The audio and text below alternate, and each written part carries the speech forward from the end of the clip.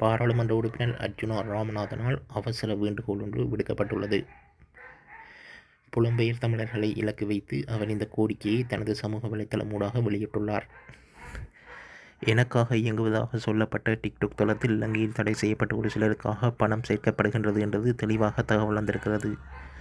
அது இலங்கையின் இறையாண்மையை பாதிக்கும் செயலாகவும், அதை தவிர இலங்கை சட்டத்தின்படி இலங்கையால் தடை செய்யப்பட்ட ஒரு சிலருக்காக பணம் சேர்ப்பது திட்டமிட்ட ரீதியில் எண்ணெய் சட்ட சிக்கலுக்கு உட்படுத்த செய்யப்பட்ட சதிவேலையா என எண்ண தோணுகிறது. புலம்பெயர் தமிழ் மக்களுக்கு ஒரு அன்பான வேண்டுகோள். எனது பெயரால் இயக்கப்படும் எந்த டிக்டாக் தளத்திற்கும் எனது அனுமதி இல்லை எனவும், அந்த நேரம் எனது சகோதரர் ராமநாதன் ரகுராமன் இன்றைய தினத்திலிருந்து அந்த டிக்டாக் தளத்திற்கு சமூகம் அளிப்பதை நிறுத்தவும் சொல்லியிருக்கிறேன்.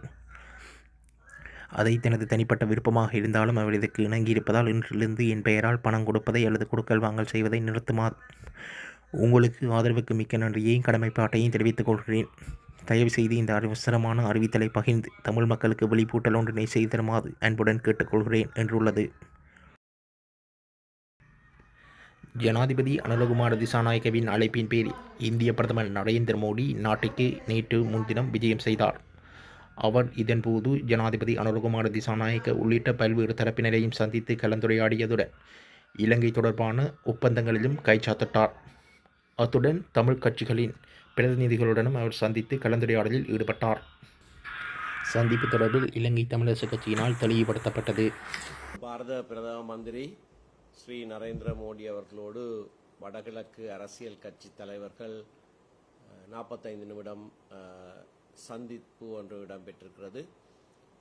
கொழும்பிலே ஹோட்டல் தாஜ் சமுத்ராவிலே இந்த சந்திப்பு நடந்தது.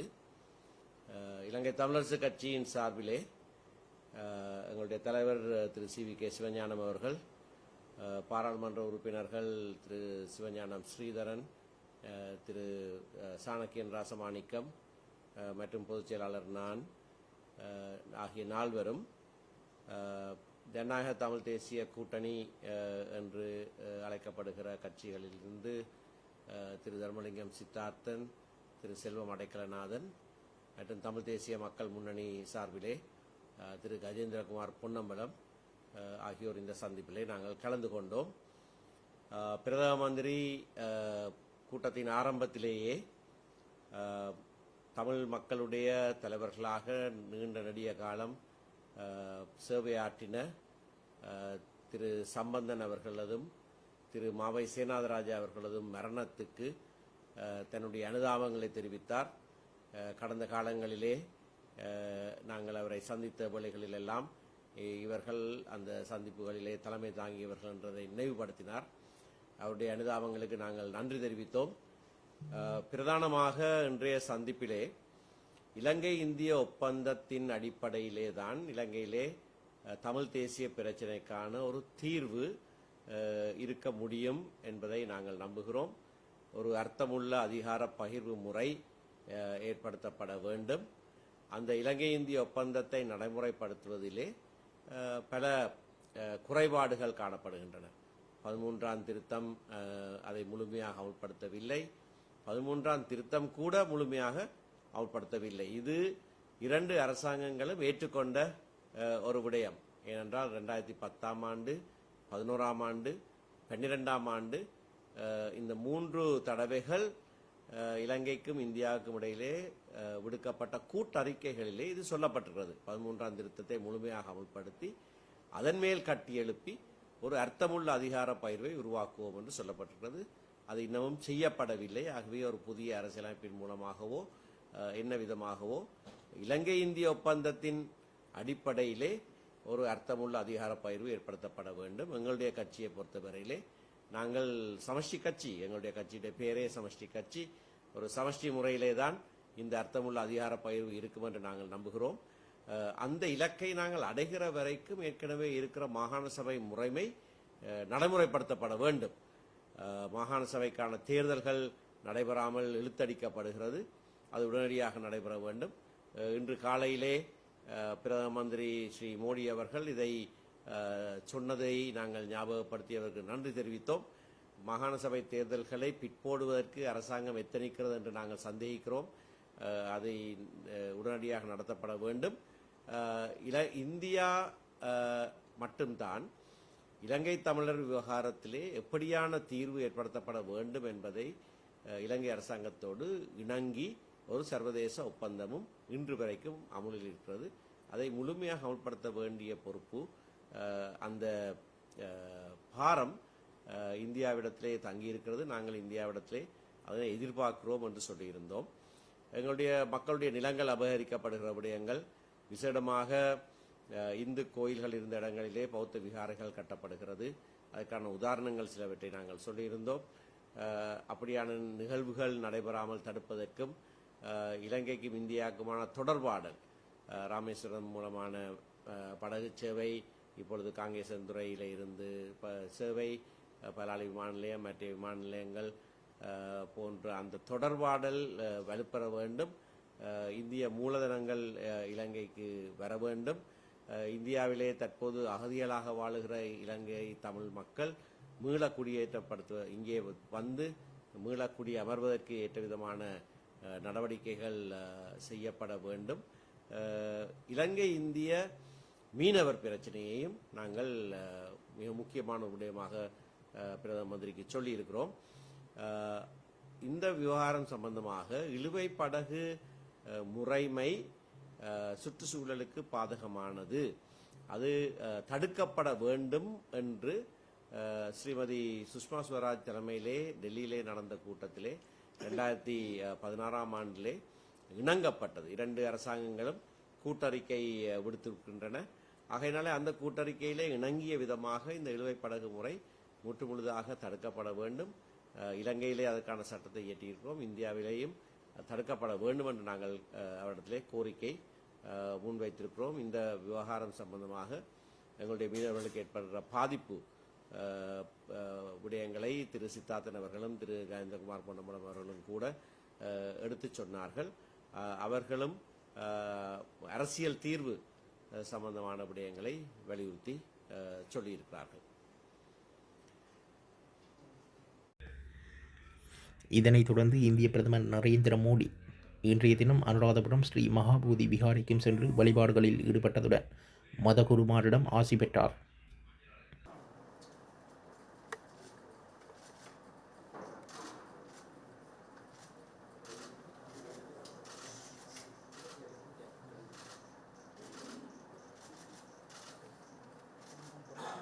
Excuse me.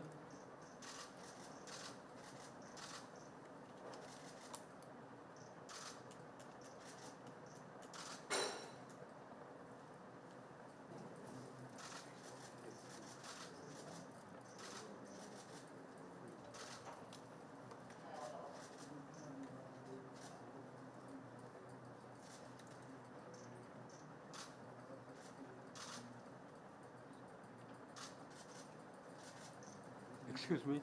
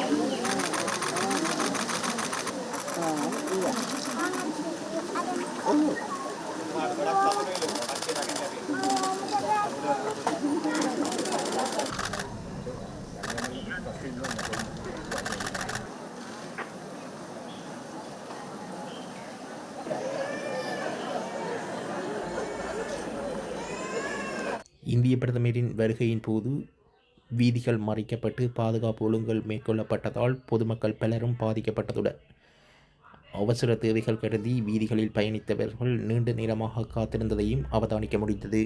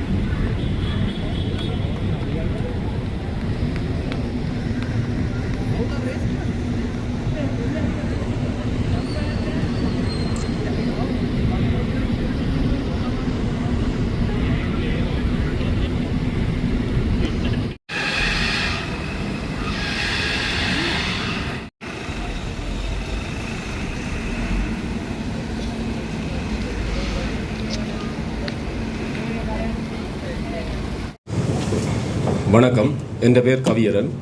நான் வேலன 6ஆம் வட்டாரத்தில் காங்கிரஸ் சின்னத்தில் சைக்கிள் சின்னத்தில் போட்டியிடுறேன். நான் உங்களோட இந்த முறை தான் முதலாக என்ற கருத்தை பதிவு செய்கிறதுக்கு வந்திருக்கிறேன். என்னென்னு சொன்னால், உண்மையாக சொல்ல போனால் எங்களோட வீட்டு ஒரு பெரிய இழப்பு. அதோடு எங்களோட வீட்டில் இருந்து யாருமே அரசியல் என்ற ஒரு விஷயத்தில் தலையிடக்கூடாதுன்றதில் நாங்கள் எங்களோட அம்மா இனி இல்லைன்னு இதாக பார்த்து கொண்டிருந்தவ இன்னொரு இழப்பு வரக்கூடாதுண்டு. ஆனால் என்ன செய்கிறது, நாங்கள் இப்போ உண்மையாக சொல்ல போனால் நாங்களே சரியான வழியில் சில காலங்கள் போயலை, நாங்களும் தறியட்டு திரிஞ்ச நாங்கள் தான்.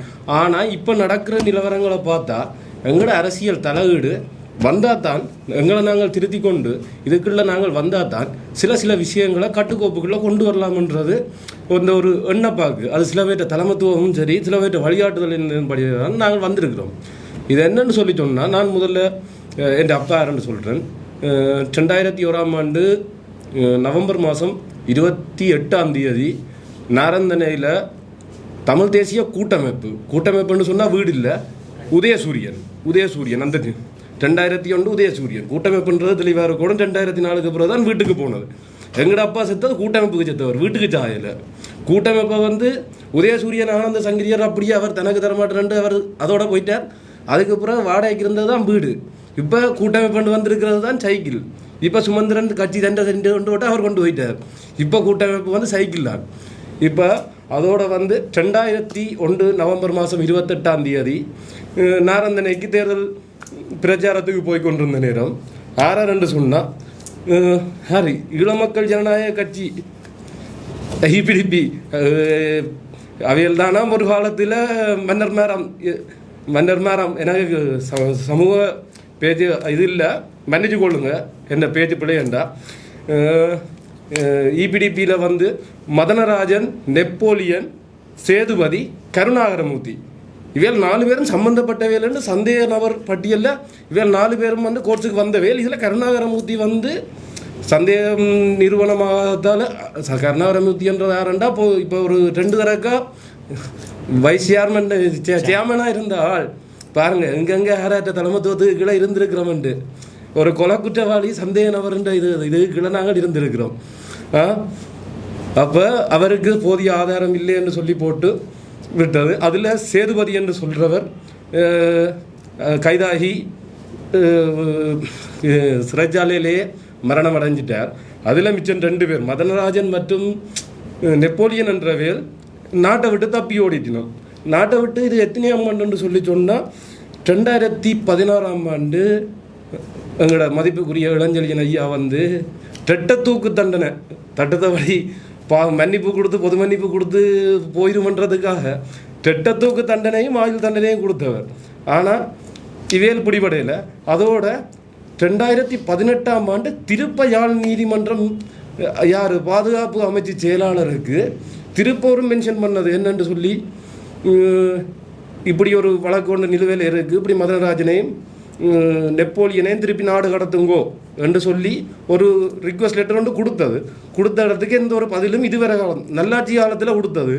நல்லாட்சி காலம் போனது யார், மைத்ரி ஐயாட காலத்தில் போய், அதுக்கு பிறகு கோத்தா ஐயாட காலம் போய், ரணில் ஐயாட காலம் போய், அனுர் ஐயா இன்னும் இல்லை. அங்கே போன வருஷம் பிரிட்டனில் நெப்போலியன் கைது செய்யப்பட்டு அங்கத்தை உள்துறை அமைச்சு எங்களோட வடிவிகார அமைச்சிட்ட தொடர்பு கொண்டு கேட்டது இவர் சம்பந்தமான கேஸ் சம்பந்தமான ஃபைல்களை அனுப்புங்க.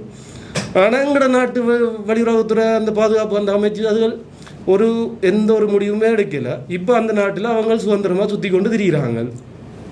அதை விட இன்னொரு பெரிய விஷயம் என்னென்னு சொல்லி சொன்னால், தெரியாமல் எங்களோட மக்கள் இவர் ஜனாதிபதியின் பொய்யான வாக்குறுதிகளை சிலதுகளை கேட்டு இப்படி ஒரு நல்ல இதாக இருக்குமென்று சொல்லி, நல்ல ஒரு வழிமுறையில் இருக்குமென்று சொல்லி தெரியாமல் பார்லிமெண்ட் எலெக்ஷனுக்கு ஓட் பண்ணி போட்டினோம். இப்போ ஒவ்வொருத்தரும் மூக்கில் பஞ்சு வச்ச மாதிரி கோமாளி மாதிரி சில கூத்துகள் காட்டி கொண்டு இருக்கிறோம். அதில் பார்த்து தலையில் அடித்து கொண்டு இருக்கிறோம். சில பேர் மருத்துவம் ஊசி போட்டு கொண்டு திரிகினோம். ஒவ்வொருத்தட்ட இதுகளுக்கும் நாங்கள் ஒன்றும் செய்யலாமல் அனுபவித்து கொண்டு இருக்கிறோம். இப்போ என்னென்று சொன்னால், நாங்கள் உள்ளூராட்சி மன்ற தேர்தலில் பெரும் ஜனாதிபதி ஒரு கட்சி, அதே கட்சி தான் பாராளுமன்றத்திலேயும் பெரும்பான்மை, அதே கட்சி தான் உள்ளூராட்சியிலேயும் பெரும்பான்மை என்றால் கேள்வி கேட்கறதுக்கு ஆக்கள் இல்லை. நினைச்ச மாதிரி செய்துட்டு போயிடலாம். அவைகளுக்கு ஒரு விஷயம் மக்களுக்கு செய்யணும் அல்லது திணிக்கணும்னு நினைச்சா எடுத்தோமா முடிவெடுத்தோமா செஞ்சோமா போனோமான்ட்டு போயிடலாம். கேள்வி கேட்கறதுக்கு ஆக்கள் இல்லை. உள்ளூராட்சி மன்றம் விளையாட்டு இல்லை, உங்கள்கிட்ட கையில் இருக்கிற பவர். நான் மக்கள்கிட்ட கேட்டுக்கொள்கிறது என்னென்னா, தமிழ் கட்சிகள், தமிழ் தேசிய கட்சிகளோட சம்பந்தப்பட்டவைகளுக்கு நீங்கள் உங்களோட வாக்குகளை கொடுத்து கொள்ளுங்க. நீங்கள் தேவையில்லாத ஒரு பெரும்பான்மையின கட்சிக்கு உங்களோட வாக்கை நீங்கள் செலுத்தி பிறகு பார்லிமெண்டரி எலெக்ஷனுக்கு நீங்கள் யோசித்த மாதிரி யோசித்து கொண்டிருக்காதீங்க. நீங்கள் சொல்லலாம், எங்களுக்கு இனி இல்லைன்னு தெரிஞ்சவர் ஊருக்குள்ள நல்ல தலைவரை தான் கொண்டு வந்து போட்டிருக்கிறோம் என்பிபிலேண்டு. அங்கே அவையல் என்பிபி என்ற கட்சியின் ரூல்ஸ் வேறு. அவையல் என்ன நினைக்கணுமோ அதன் ஒழுங்கின்படி தான் இவையல் போகலாம். சுயேட்சமான முடிவுகள் எங்களை மாதிரி ஒரு பார் கவுன்சிலேயோ போய் சண்டை பிடிச்சி இப்படித்தான் செய்யணுமென்று இல்லாமல் அவையல் சொல்லலாது. ஹெட் ஆஃபீஸில் இருந்து ஆர்டர் வரும், இந்த தான் இது, இதைத்தான் நீ செய்யணுமென்று சொல்லி என்பிபிக்கு வரும். அதை வாயை மூடிக்கொண்டு செய்கிற ஒரு பிரதிநிதி தான் நீங்கள் தெரிவு செய்ய போகிற என்பிபி பிரதிநிதி. நீங்கள் அவையிட்ட போய் திருப்பி கேட்டாலும் அவர் இதைத்தான் சொல்லுவார், ஐயோ தம்பி ஒன்றும் செய்யலை, அதராக கூட நிற்காதேன்னு தான் சொல்ல போகிறார். தயவு செய்து இந்த வருகின்ற உள்ளூராட்சி மன்ற தேர்தலில் கொஞ்சம் மக்கள் யோசித்து முடிவெடுத்து கொள்ளுங்க. தமிழ் கட்சிகளை கொஞ்சம் கருத்தில் கொள்ளுங்க. நன்றி. நான் அரசியலுக்கு வந்ததுக்குரிய மெயின் ரீசன் எங்களோட பாதிப்பு, நாங்கள் பட்ட பாதிப்பு இன்னும் நிறைய பேர் பாதிக்கப்படக்கூடாது. இதே மாதிரி ஒரு பிள்ளையான கைகளில் அதிகாரம் இருந்து கேளிய காக்கள் இல்லை என்று சொல்லி பாதிக்கப்படக்கூடாதுன்றது தான் எங்களோட அரசியலோட வருகைக்கான காரணம். என்னென்னு சொன்னால், 2001 நான் 97 பிறந்தனா 4 வயசு, 3 பிள்ளைகள். 3 பிள்ளைகள். அம்மாவுக்கு யோசிச்சு பாருங்க, யார் கொடுக்க போயினோம்? அல்லது இதுவரை காலமும் உயிரிழந்தவை என்று சொல்லி போட்டு யாராவது ஒருத்தர் தம்பி என்ன வேலை செய்கிற, தொழில் வாய்ப்புகள் என்ன மாதிரி உங்களுக்கு ஒரு தொழில் வாய்ப்பு தரட்டா, அவையில் ஒரு வாய்ப்புகள் இல்லாதபடியாக தான் நாங்களும் சில நேரங்களில் புலியான வழிகளுக்கு போய் வழி தவறி நாங்கள் திரும்ப நாங்கள். அது என்னென்னு சொன்னால், அந்த நேரம் நாங்கள் பட்ட பாடு இப்போ யோசிச்சு பாருங்க. போன இடத்த சிவாஜிலிங்கம், சுரேஷ் பிரேமச்சந்திரன், மாமனிதர் ரவிராஜ், எல்லாரும் மாவை சேனாதிராஜா எல்லாரும் போன இடத்துல அதில் சிவாஜிலிங்கம் ஐயாவுக்கு பெரிய ஒரு காலில் ஒரு பாதிப்பு, இன்று வரைக்கும் அதின் பாதிப்பு தொடர்ந்து கொண்டு இருக்குது. எங்களுக்கு மனசில் இருக்குது, அவருக்கு உடம்போட தொடர்ந்து இருக்குது. அவர் இன்னும் பாதிக்கப்பட்டிருக்கிறார். நாங்கள் அதுகளை கடந்து வாரத்துக்கு நாங்கள் 2010 அண்ணாக்கு வேலை கிடைக்கும் வரைக்கும் கிட்டத்தட்ட ஒரு 9 வருஷம் அந்த குடும்பத்தை கொண்டு ஒரு வழிநிலைக்கு கொண்டு நிமித்து நிற்கிறதுக்கு பட்ட பாடுகள் எல்லாம் அது வார்த்தையில் அடங்காது. சில நடவடிக்கைகளை பார்த்து கொண்டு போய்க்குள்ள திரும்பவும் இப்படி ஒரு அதிகாரங்களுக்கு கீழே தீவகம் போயிருமோ, அல்லது திரும்பவும் கேள்வி கேட்கறதுக்கு ஆக்கள் இல்லாத அதிகாரம் தீவிரவாதங்களுக்கு கீழே போயிருமோன்ற அந்த இதில் தான் என்ன மாதிரி என்னொரு பிள்ளையோ சரி அப்பா இல்லாமல் 15 வருஷம் 14 வருஷமாக வளரக்கூடாதுன்றதுக்காகத்தான் பிள்ளைய முதல்ல நாட்டுக்காக அப்பா இல்லாட்டியும் தன்னை பிள்ளைய வளர்க்குறதுக்கு சரியான வழிகாட்டி பள்ளிக்கூடத்தில் கூட்டி கொண்டு போய் விட்டு எனக்கு நான் ஸ்கூலே போயில பிரைமரிக்கு என் அப்பா என் ஸ்கூல் ரிப்போர்ட் பண்ணுறதுக்கு அப்பான்ற ஒரு இதே இல்லை, என் ஃபோனில் அப்பான்ற கண்டக்டே இல்லை. இதெல்லாம் இன்னொரு பிள்ளைக்கு இது மாதிரி ஒரு அப்பாண்ட இல்லாதன்ற ஒரு சந்தர்ப்பம் வரக்கூடாதுன்றதுக்காகத்தான் நாங்கள் இந்த விஷயங்களை கொஞ்சம் பதிவு செஞ்சு எங்களை கொஞ்சம் இந்த அரசியல் நகர்வை மேற்கொண்டதுக்குரிய காரணம் இதுவாக தான் இருக்குது. நன்றி.